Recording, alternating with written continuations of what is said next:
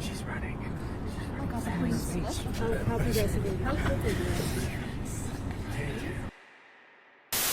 I'm a bit of a Tokyo Ghoul fan. I own all the manga, have the Blu-ray for Route A, even though I wish I didn't. Kaneki was my first ever cosplay when I was younger at a convention. I made a Japanese iTunes account just to play the mobile games that were all exclusive to Japan, along with a bunch of other weeby stuff related to the series, including making a video on the series in the past. Now, why am I bringing this up? To flex my mediocre manga collection? No. To bring up this old cringe photo? No. I bring all this up because when I look back at Tokyo Ghoul as a series in its entirety, I clearly very much enjoyed it. Well, the manga at least. What the hell is even that? But at the same time, there is one piece of media from Sui Yoshida, the series creator, that makes me ponder what we could have gotten. What Tokyo Ghoul would have or might have been like if it stayed true to its original concept. I'm of course talking about Tokyo Ghoul's original one-shot. It is no secret what one-shots are in regards to manga, but for those of the uninitiated, let me quickly explain. A manga one-shot is a single chapter of a story to test out its core concepts, gauge public reaction, and act more so like a short story than the starting to a narrative. If I were to compare it to film and television, you'd assume I would link a one-shot as being the equivalent of a TV pilot. They are, but not really. They are more like a short film. Short films, like manga one-shots, are made with the understanding that they will more than likely never get a continuation, and as a result, tell a singular, conclusive narrative. And both short films and manga one-shots are made for competitions. Yes, some short films and one-shots do eventually become full-blown series later on, but a lot of them don't and aren't made with the goal of becoming a full series a lot of the time. Well, what does this have to do with Tokyo Ghoul and its one-shot? Well, I think it's very intriguing to see said one-shot through the lens that it was made with the assumption that it would never get a continuation. Maybe Ishida hoped it would. I mean, it even won the 2010 Young Jump Grand Prix for manga one-shots and was then published of March 2011 in Miracle Jump and then began as a full series that December. But it's still very interesting to look at this one-shot with the added context of Tokyo Ghoul's success and the juxtaposition that it was started from a one-shot that probably wasn't supposed to get a sequel from its initial conception. Or did it? Granted, yes, the Tokyo Ghoul series itself began its serialization only a year after the initial 2010 award, but the point still remains that Tokyo Ghoul, as we know it, may not have come to exist without its author winning an award for his one-shot and the subsequent publishing of it months later. With a lot of the context out of the way, let's discuss the one-shot itself. Go through its plot, the differences it has with the final serialized version, as well as a couple of things I wish it had kept and a couple of things I'm glad were changed. So, let's take a look at the original one-shot for Tokyo Ghoul. It's Chapter 0, if you will. The chapter itself named The Melancholy of the Existing Monsters. We start the chapter off outside a humble coffee shop, Anteku, but we hear a macabre news story coming from the television inside. The 8 cases of murder that occurred in September, according to the condition of the corpses, experts have confirmed that it was the doing of ghouls. Ghouls have in fact got the same appearance as us humans, but satisfy their hunger by the flesh of dead human beings. The possession of their instinctive technique of killing and cunning intelligence is what makes them the species, which puts the peace of the human race at risk. But the one this time is a little hard to describe. I describe them as cunningly intelligent. They're usually pretty prudent, so 1 corpse per month keeps them quiet. So this one's definitely obese or a little brat. Even if someone is your closest neighbor, don't forget to suspect that they may be one of the ghouls. It's kind of sad. People can't trust other people. Yeah.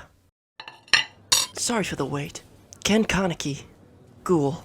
Kaneki acts as a ghoul, hidden in plain sight in human society, simply working in a local coffee shop to help himself blend in, as well as get access to good coffee, as it seems to be one of the few things that both humans and ghouls alike can enjoy. As Kaneki smiles to himself, thinking his human disguise is perfect, a ghoul investigator speaks up, discussing the TV interview about the 8 people killer. A pretty on-the-nose title gained for a ghoul who has been attacking people around the city. This investigator, a familiar-looking face, theorizes about the ghouls' potential age as well as their gender based on their chosen victims. Kaneki simply eavesdrops as he does his daily tasks, until Toka, another teenager working at the coffee shop, butts in, asking of these men's true identities, ghoul investigators, the two questioning why they've come here, until Kaneki reveals his true nature. I'm a ghoul. No, not really. Toka then recounts herself encountering two ghouls whilst out with a friend, seeing their faces on the news after seeing them just a few days prior, imagining what could have happened if she decided to go with them. The two are then interrupted by the manager of the coffee shop, asking if they would like to spend lunch together. While Kaneki theorizes the reason for Toka's close chance encounter with ghouls is simply due to the fact that apparently young girls' meat is soft and delicious. Kaneki proceeds to then chow down whilst Toka avoids eating due to her attempting to diet. We see Kaneki attempt to stomach this human food, but his face slowly contorts in disgust until he can't take it anymore and proceeds to rush to the bathroom. However, on his way out, he's passed by the investigator from earlier. Kaneki himself hopes that the investigator looking at him didn't notice that he was just throwing up. He returns to the manager and is met with a cup of coffee. Only when drinking coffee can he truly calm down.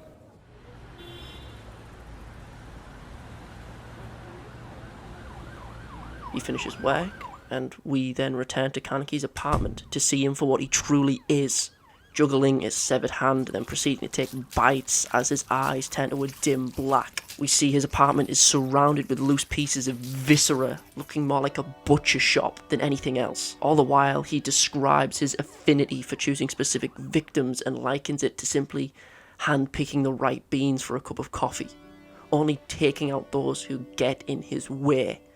Though he does have a preference for eating young girls like Toka. Yet, once he's finished his meal, covered in blood, he seems somewhat melancholic, until one of his previous victims hits the side of a mason jar that it's contained in. Kaneki gets dressed and seemingly heads to another coffee shop, ordering an Americano on the way in, but as Kaneki proceeds through the entrance of the shop, he hears a cacophony of people inside talking about the 8-people killer. Why do ghouls even exist? They should all be killed. Hurry up, police! Hurry up and do something! He's probably just hiding away somewhere. They're like pests. You know, ghouls. By a ghoul. My uncle was ghouls. Kaneki's face contorts in a mixture of fear and anger until his coffee arrives.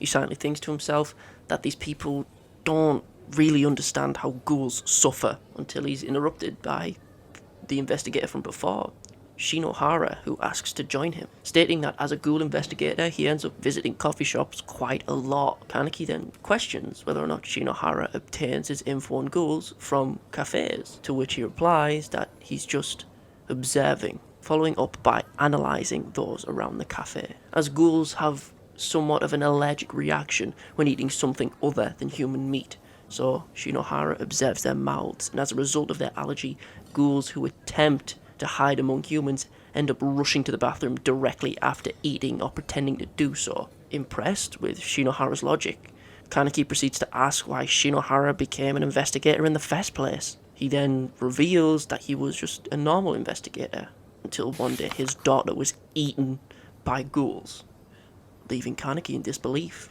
Shinohara's face warps into a sadistic, teeth-biting hatred as he states that trash that take the lives of the innocent for themselves should all be destroyed. Kaneki, taken aback by this deep hatred and understandable ferocity towards ghouls, attempts to maintain his composure, only to be asked, "You think so too, right?" To which he sheepishly agrees and looks away in guilt for his own existence. Shinohara gives his apologies for getting too passionate, offering to buy Kaneki something to eat as a token of apology, even giving Kaneki the sweet nickname of Kaneyan in the process. Kaneki obviously declines the food, but Shinohara pushes, insisting, interrupting Kaneki, and ordering a simple sandwich to the table. It becomes clear to Kaneki that this is another one of Shinohara's observations. He's watching me. Kaneki proceeds to then nonchalantly take a bite, whilst his public guise begins to fall. All the while, Shinohara giddily wears a smile, encouraging Kaneki to eat up. But this combination is too much. The greasy bitter taste of cabbage, the capsicum's vinyl texture, the pickles resembling stomach acid, it's overwhelming, leading to Kaneki's body rejecting the man-made concoction he attempted to eat, much to Shinohara's chagrin, who calmly tells Kaneki he shouldn't have forced himself to eat if he didn't want to. The two then go their separate ways, Shinohara knowing for a fact that Kaneki is a ghoul, and Kaneki knowing that he will soon be caught if he doesn't do something, leading into Kaneki resolving to eat Shinohara next. The investigator attempts to get the train home, but as he's leaving the station, Kaneki follows. A seemingly unsuspecting Toka follows Kaneki, curious about where he's headed and why he's following the investigator. Shinohara decides to walk through the parking lot, and as he does, Kaneki puts on his mask. He attempts to attack Shinohara from behind, only to react to Kaneki's ambush as Shinohara thanks him for making it so easy. He doesn't need to put more effort into his investigation now. He knows who's attacking him. The two engage in a flurry of blows, Kaneki cutting Shinohara's cheek whilst Kaneki gets blown back by a punch at the stomach, knocking Kaneki's mask off in the process. As the ghoul attempts to recover from his attack, Shinohara rushes in, grabs his ambusher by the hair and pounds his face into the ground, having a fantastic time heading this trash. Kaneki, reeling from Shinohara's blows, speaks. He knows ghouls are trash, he knows that they're monsters, but they also cry, they also laugh, they fluster, they get angry. They may be monsters, but they're not emotionless. Even if he is forced to kill to survive, he still feels guilt from what he's doing. I just wanted to live the way you guys do. Kaneki's speech, however, falls upon deaf ears, as he has said it to the man holding his weakened body by the hair. Shinohara just doesn't care, until someone else appears. Toka, asking Shinohara to leave Kaneki alone. Shinohara attempts to explain the situation, but as he does, Kaneki takes her hostage. If the investigator gets close, the girl dies.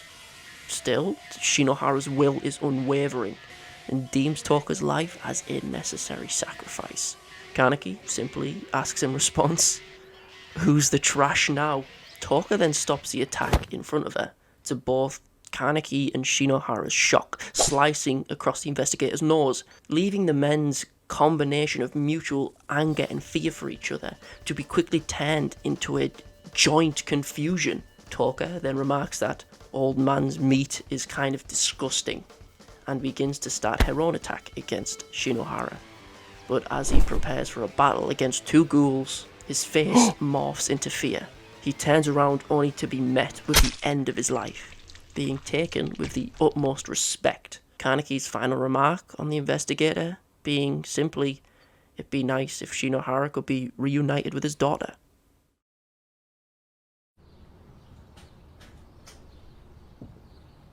We return to Anteku, a new story reporting on the death of Shinohara playing in the background.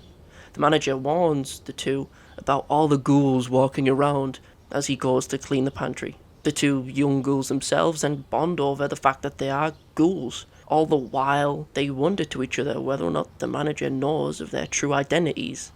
But, as we see in the pantry, the investigator from the story's introduction is being eaten by the manager. The story ends as we see these two attempting to eat the sandwiches offered by the manager throughout this little one-shot, which he calmly eats, whilst the two younger ghouls freak out and spill coffee everywhere. The end. I changed a couple of lines in that little retelling, and also used some panels in the edit from like the serialized version of Tokyo Ghoul, just to make it a little bit easier to edit and put together. So just looked a little bit nicer. So let's go through what's similar first. What was kept from this original concept and what was brought into the final version of Tokyo Ghoul that we all know. Or whether or not ghouls exist, or They do, though. First of all, the cafe. The cafe, or more specifically Anteku, is in both this version and the serialized version, and under the same name. And in both versions it acts as a somewhat of a safe haven and meeting place for ghouls, and that is seemingly similar to the one in the one-shot version, as we see 3 ghouls happily working there. And this makes sense given another similarity. Coffee. The one thing that both humans and ghouls alike can enjoy in both versions is coffee, due to the fact that in both the one-shot and the serialized version of Tokyo Ghoul, we get scenes of Kaneki reacting to human food. We know that both stories have human food being completely revolting to ghouls, causing him to immediately throw up in both. Speaking of ghouls, the core concept and characteristics of ghouls remain relatively consistent between the 2 versions. They require humans as sustenance to survive in both versions, and in both versions there is this oddly specific statistic of a ghoul being able to survive on a single corpse for 1 to 2 months. However, there are quite a few differences between ghouls in the 2 versions from what I can tell, and these things are 2 of the most interesting concepts in the final version of Tokyo Ghoul, as in the one-shot we don't see and don't hear any words about Queen-kei or Kagune. We don't see a Kagune when both Toka and Kaneki fight Shinomura, when it seems quite obvious that Kaneki would use it when he thought he was about to die, so I doubt the concept of Kagune is in this world of the one-shot, as it wasn't even brought up during the new stories. There is no mention of a Kagune or an extra limb or anything like that. Nor do we see Shinomura mention any form of weapon when fighting Kaneki, only commenting on Kaneki's strength when he gets his cheek slashed, so the chances of Queen-kei being conceptualized at this point are quite slim, which is quite intriguing, as I personally view Kagune and Queen-kei as being kind of the equivalent of a persona or a stand from Persona and JoJo's respectively. They act as somewhat of a reflection of their user, like Juzo and their scythe, Kaneki with his taken from Rize and his Kakuja reflecting his torture with Jason, centering around centipedes. So it's quite interesting to see that these concepts weren't a thing yet. However, ghouls still do retain their kakugan, their coloured eyes, which turn black with red pupils. Technically, since there is no coloured version of this one-shot, we don't know if the centre of their eyes turn red, but it's safe to assume so. As we also see in the aforementioned fight, ghouls have increased strength and speed, as well as more than likely increased durability. So overall, ghouls remain pretty much the same, just less bells and whistles given to them through their kagune. And to be honest, I prefer this, at least for a short story. It keeps the narrative from becoming about fight scenes or Kagune and ghouls so strong that they're destroying cities. It keeps the ghouls terrifying as they look and act just like you and me, but are also 10 times stronger and want to consume us. It feels a lot more grounded to me than some of the later stuff like Centipede Dragon and Breathing Fire like Tatara. Editing Josh here. I just noticed as I was finishing off this final section that in the one-shot, it doesn't seem like ghouls have any form of regeneration. Like we see Kaneki's nose get broken from being punched or something like that. He's bleeding from his nose anyway, and just kind of stays that way. It doesn't seem like there's any real major form of regeneration from what we can tell anyway, as far as we know. That's just a little thing I noticed, because regeneration in the main serialized version can get ridiculous, as we see, because, Re happened even though Kaneki should be dead, but whatever. Back to the actual video. Or whether or not ghouls exist, or They do, though. Well, what about the characters? What's different? What's notable? There's only 4 characters of note, really, in this one-shot. And their faces you should have seen before if you've watched or even read Tokyo Ghoul. We have Kaneki, Toka, the manager, and Shinohara, all of which have something different. Some have significantly more than others. First, let's start off with the main character, as he has clearly had the most changes. Just from first glance, he seems a little taller than his serialized counterpart. His bangs are a little bit longer and spikier, looking a lot less like a bowl cut than the serialized version of Kaneki, or at least his first version. And on top of that, he is now jacked as hell. Besides what's on the surface, there are a couple major differences. This Kaneki seems a lot more cocky and confident than this shy book boy that we're introduced to. But not just in demeanour. Also, when he is fighting, he actively seeks to kill Shinohara instead of just running away as our main timeline Kaneki would probably do. Well, at least the initial version of Kaneki that we see. He's also a full, natural-born ghoul, as far as we know. It wouldn't really make sense in the narrative for him to be a half ghoul when the plot of the one-shot focuses around how he melancholically kills to survive, being juxtaposed by his confidence and cockiness while being in disguise. I mean, he has 2 Kakugan instead of 1, so it's the most obvious solution. He's a full ghoul. And he also maintains, like every ghoul, his love for coffee. Now, let's move on to Toka. To be honest, she has changed very little, with her character just like the manager. Both of their designs are pretty much identical to their serialized counterparts. However, Toka's personality is a lot more shyer than before, but overall remains the same. And since Toka isn't a more experienced ghoul in this version, the dynamic between her and Kaneki is a lot different and intriguing to see, with Kaneki being the more experienced one, as I think he's older in this version, and has been a ghoul for longer as a result. The manager is a lot the same, even presenting the 2 as sandwiches, which he does in the main series, which is pretty cool. But overall, the manager is pretty much the same. The big changer here, besides Kaneki, is Shinohara. Instead of this kind-hearted dove who is a wizened and experienced ghoul hunter who cares for the people around him, we get a scarred veteran who has lost all that is precious to him and as a result seeks the exterminations of ghouls as his one primary goal. It seems that a lot of his quirks, from a writing standpoint, were passed on to Mado's character, the cruelty towards ghouls and single-minded nature when approaching them. Seems very much like Mado, as well as the parallel between Shinohara's daughter in this version and Mado's wife in the main series. It seems like a lot of his character was reused. Also, maybe including this little eye tick that I spotted. Or whether or not ghouls exist, or They do, though. One huge concept that is present throughout the entirety of the main series and is pivotal to his character's presentation is their masks, and it seems that the concept of ghouls using custom masks when attacking investigators was initially started here.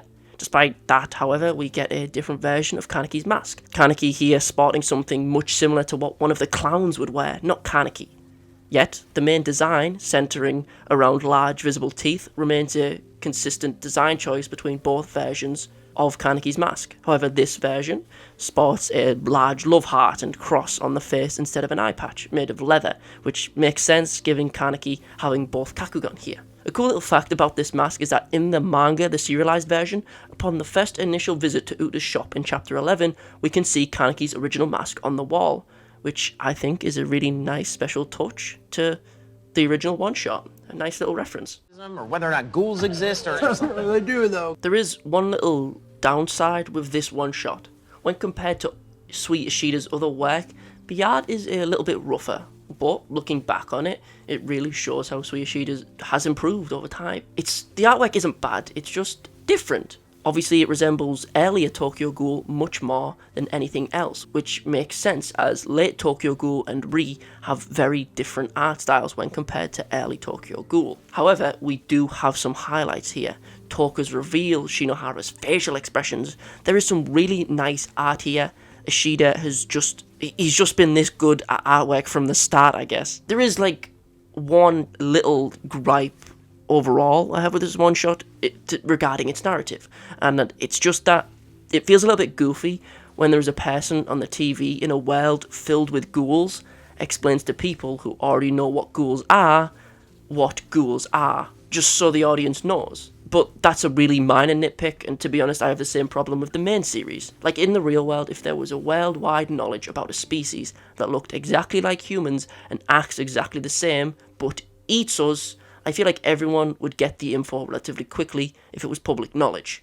or whether or not ghouls exist, or They do, though. Besides that little nitpick, I love the narrative, especially given its more grounded nature, when we have the context of how the series eventually ends. Speaking of endings, the one-shot itself even ends pretty conclusively, while leaving a little bit of wiggle room for narrative development. Like, this very much could have been a singular narrative with no continuation. We get multiple twists and turns, and it's only in 36 pages, and we also get a conclusive ending. Yet the world of the characters we see would allow for more development to be possible over time in the future. How prevalent are ghouls? How many people investigate them? Do they have any other powers? A lot of questions are left for the world building, but no more real questions regarding the narrative surrounding the characters that we are introduced to. It ends pretty soundly. So, in closing, I feel like this one-shot, on its own, in a vacuum, is still to this day quite an enjoyable read, creating a cool scenario. What if you had to eat people just to survive? We see the mirroring between Kaneki and the ghouls who ate Shinohara's daughter, due to him going out of his way to say that young girls taste better. It creates this interesting dissonance for the character of Kaneki in this one-shot. He is presented to us as a character of circumstance, that maybe if he wasn't born a ghoul and he didn't have to eat people, he would be a nice and genuinely kind person, but he has to, just to survive. Whilst at the same time of this passionate what-if Kaneki, he's brutally murdering people who chase him down, killing 8 people, mainly young girls, as he previously stated. They taste delicious. He may have been a nicer person if he was born human, but as a ghoul, he has been forced to take lives and has grown to enjoy it, even smiling when taking Toko hostage. As he seemingly doesn't know that she's a ghoul at this point, it creates an intriguing, complex character that is significantly different, but comparable to the ones we see in the full series, and as a result, I very much enjoyed this one-shot. Like a 8 out of 10 for me, I guess, if I had to rate it. This video took me a good while to make. I mean, literally right now for me it's past 11 AM and I'm still editing this outro and I haven't slept. Nice. I've put a lot of work into this video, so if you enjoyed it, like, comment and sub. If there's anything weeby or non-weeby you want me to talk about in the future, please let me know. This video has been in the works for a good few weeks now, but I promise you the iceberg, the final layer is in the works. It's just that the layers take a while to make. Thank you everyone who's even watched this far, and thank you for the continued support on the channel. We just hit 11k subs, which is pretty good. It's pretty sick, yeah. But with all that being said, toodles my doodles, hope to see you in the next one. Peace.